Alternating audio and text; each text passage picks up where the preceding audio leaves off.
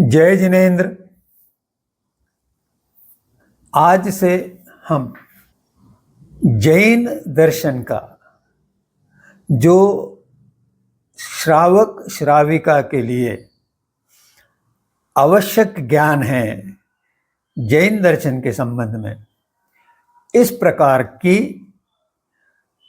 चर्चा का आरंभ करने वाले हैं, जिससे आपको क्रमबद्ध तरीके से अरिहंत दर्शन के मूलभूत ज्ञान का श्रवण हो जाए और मूलभूत ज्ञान आपकी समझ में आ जाए, तो आप इसका उपयोग अपने जीवन में भली भांति कर सकते हैं। दर्शन में श्रद्धान होना यह बहुत आवश्यक है, और अगर श्रद्धान नहीं है तो जो कुछ भी किया जाएगा वह दार्शनिक नहीं रहेगा, दर्शन से संबंधित नहीं रहेगा, अर्थात आत्मा की उन्नति के लिए लाभदायक नहीं हो सकता। इस छोटे से प्रवेश युक्त शब्दों से मैं अब आज की इस चित्रण की वीडियो की भूमिका पर आता हूं। वर्तमान में युवा, किशोर और बालक, यह पीढ़ी विज्ञान से बहुत प्रभावित है, और यह एक महत्वपूर्ण कारण है कि जिसके होते वे जैन दर्शन की ओर आकर्षित नहीं हुए या नहीं हो रहे। इसका कारण यह है कि उनके मन में जैन दर्शन के संबंध में कुछ प्रश्न उठे हैं, कुछ शंकाएं निर्माण हुई है और कुछ जिज्ञासाएं भी उत्पन्न हुई है। जब तक इन प्रश्नों के उत्तर नहीं मिलेंगे, जब तक उन जिज्ञासाओं का समाधान नहीं होगा और जब तक उन शंकाओं का निवारण नहीं होगा, वे जैन दर्शन की ओर आकर्षित नहीं होंगे। इसलिए हमें श्रद्धा और अंधश्रद्धा, यहाँ से इस विषय पे चर्चा करना आवश्यक है। अब उन प्रश्नों के कारण आज की युवा पीढ़ी आह्वान देती है, और उस आह्वान के उत्तर देने वाले उनके प्रश्नों का उनके अनुकूल, विशेषतः वैज्ञानिक आधार से उत्तर नहीं दे पाते, इसलिए वे संतुष्ट नहीं होते और वे अपने अकेले में रहने लग जाते हैं। उसे कहते हैं कि किसी कोष में वो बंद हो गए, वो खुलना ही नहीं चाहते, क्योंकि उनकी निराशा इतनी बढ़ जाती है प्रश्नों के उत्तर न मिलने से, शंकाओं के समाधान न होने से और जिज्ञासाओं की तृप्ति नहीं होने से। वे अकेले रह जाते हैं और अरिहंत दर्शन का विरोध करने लगते हैं। अब यह दृष्टिकोण उनका जो बन गया, यह सही है या गलत, यह प्रश्न हमें अपने आप को पूछना चाहिए और इसका उत्तर ढूंढना चाहिए। वो मैं उत्तर देने का प्रयास करूंगा।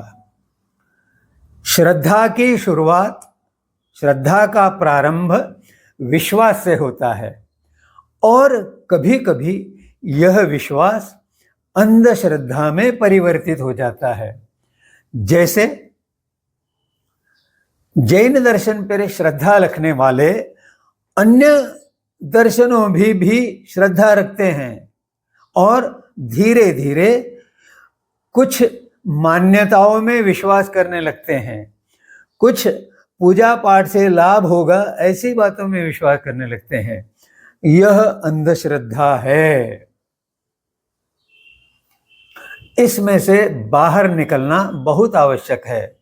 अंधश्रद्धा के जन्म के कारण पाखंड और मिथ्यात्व तैयार होता है और उसमें से निकलने के लिए बहुत कठिन प्रयास करना पड़ता है, तब जाके वह श्रद्धा बनती है। और श्रद्धा में जब संपूर्ण निश्चंक विश्वास हो जाता है तो वह श्रद्धान रूप लेती है। श्रद्धान इस शब्द का उपयोग केवल जैन दर्शन में ही हुआ है। यह हमारे लिए अभिमान की बात है।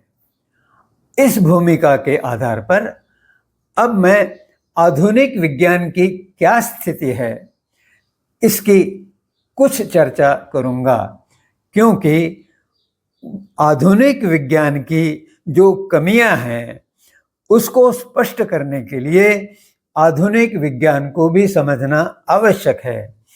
और कुछ लोगों को यह लगेगा कि हमें विज्ञान से क्या लेना देना, तो यह उनके लिए निवेदन है कि वे इस बात को समझे जिस आधार पे वे किसी और व्यक्ति को समझाकर उसके मन में से जो अंधश्रद्धा पनपी है उसका निर्मूलन करने में आप मदद कर सकते हैं। अब ये आधुनिक विज्ञान जो है इसे मैं तथाकथित या सो कॉल्ड विज्ञान कहता हूं। क्यों? यह प्रश्न स्वाभाविक है। तो गैलीलियो ने जो आधुनिक विज्ञान की व्याख्या की उसमें केवल पदार्थ इसी के संबंध में प्रयोग, अवलोकन,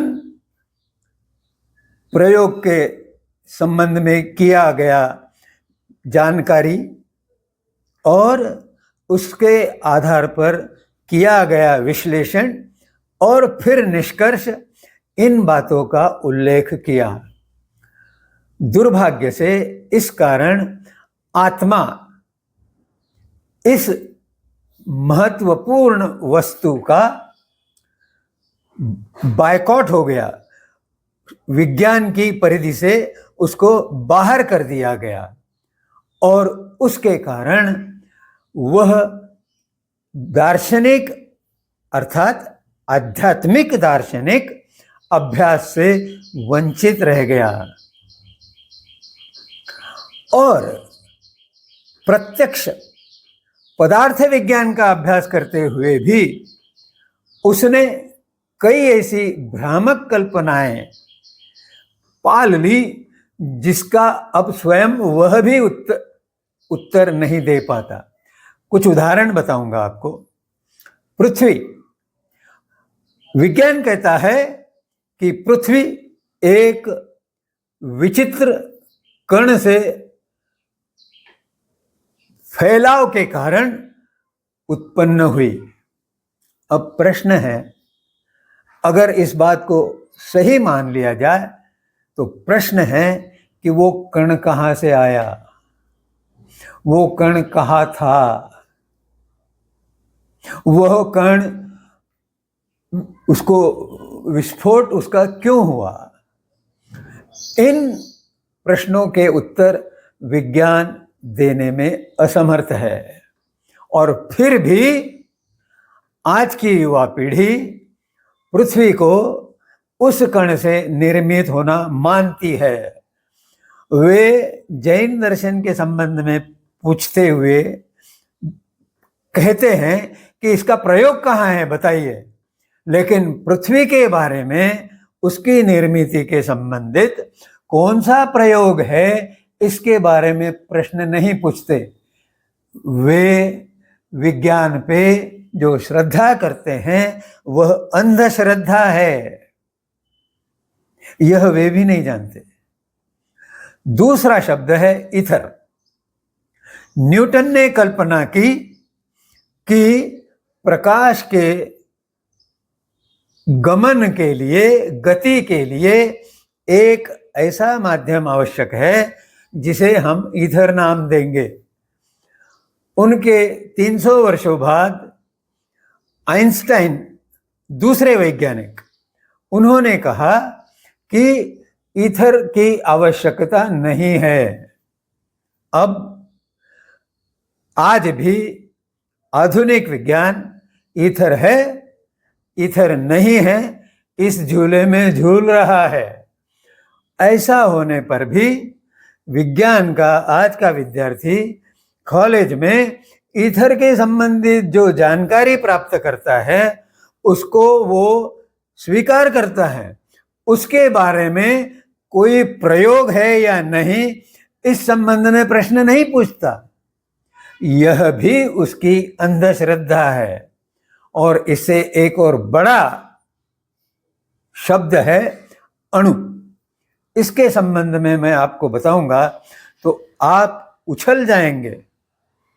इतना वह शब्द आधुनिक विज्ञान के जो श्रद्धा करने वाले लोग हैं वो भी नहीं उछलेंगे। बताता हूं। अणु को अंग्रेजी में, आधुनिक विज्ञान में एटम कहा जाता है। एटम का अर्थ है दो शब्दों का संयोग। दो शब्द क्या है? ए और टॉम।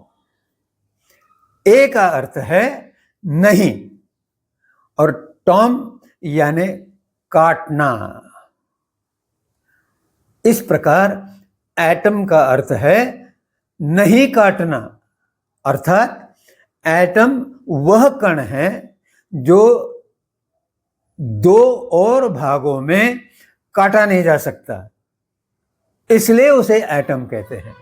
बस इसका अर्थ यह हुआ कि एटम यह सबसे छोटा कण है, इसमें से दो कण निर्माण नहीं होंगे।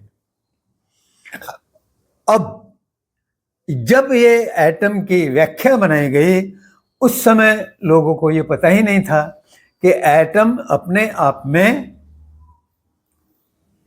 उद्युत कण अर्थात न्यूट्रॉन, विद्युत कण अर्थात प्रोटॉन और विद्युत अणु अर्थात इलेक्ट्रॉन, इन तीन कणों से बना है।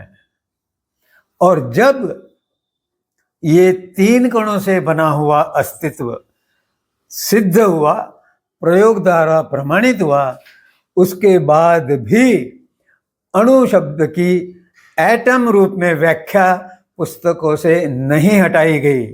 जैसे ईथर की पढ़ाई आज भी होती है, उसी प्रकार से अणु, यह अणु न होते हुए भी एटम के नाम से पढ़ाया जाता है।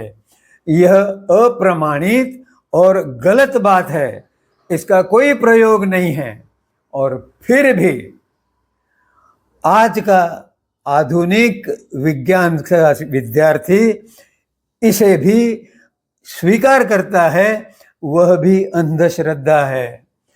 जो आधुनिक विज्ञान के संबंधित अंधश्रद्धा से पिछड़ा है, पछाड़ा गया है, वह व्यक्ति जब अर्यंत दर्शन के संबंध में अंधश्रद्धा की संबंधित बातों के प्रश्न करता है, वह हास्यास्पद है। उस व्यक्ति को स्वयं अपने भीतर झांकना आवश्यक है। इसके आगे गुरुत्वाकर्षण भी न्यूटन ने कल्पना की, बाद में आइंस्टाइन ने बताया गुरुत्वाकर्षण प्रमाणित नहीं किया जा सकता। आज भी ग्रेविटॉन नामक कण का अस्तित्व नहीं है। और तब भी आधुनिक विज्ञान का विद्यार्थी इसके आधार पर पढ़ाई करता है, गणित के उत्तर ढूंढता है और अपने आप में प्रसन्न होता है। इसके बाद विश्व निर्मिति सिद्धांत जो बताया गया है वह मूलभूत सिद्धांत नहीं है, यह मांडुक्य उपनिषद की नकल है और यह आधुनिक विज्ञान का विद्यार्थी नहीं जानता। पदार्थ वैज्ञानिक, पाश्चात्य वैज्ञानिक लियोपोल्ड इनफेल्ड ने कहा, वैज्ञानिक सिद्धांत चर्चा में आते हैं, विकसित किए जाते हैं और नई कल्पनाओं के लिए मार्ग प्रशस्त कर देते हैं। इसका अर्थ यह हुआ कि वैज्ञानिक सिद्धांत ये दूसरे वैज्ञानिक सिद्धांत के आते ही मृत हो जाते हैं, अर्थात वैज्ञानिक सिद्धांत परिवर्तनीय है, जबकि अरिहंत दर्शन के सिद्धांत अपरिवर्तनीय है। इसी प्रकार इटाली के एक दृष्टा विद्यावेत्ता लुपी टेसीतोरी ने कहा है, जैसे जैसे विज्ञान के शोध विकसित होंगे वैसे वैसे जैन दर्शन के सिद्धांत प्रमाणित होंगे। और आश्चर्य की बात यह है कि 1917 में टेसीतोरी ने यह विधान करने के पश्चात 1927 में डॉक्टर जगदीश चंद्र बसु ने वनस्पति में प्राण है यह पहले प्रयोग द्वारा सिद्ध करते हुए जैन सिद्धांतों की प्रथम प्रमाणित करने की प्रणाली का आरंभ किया। जय जिनेंद्र।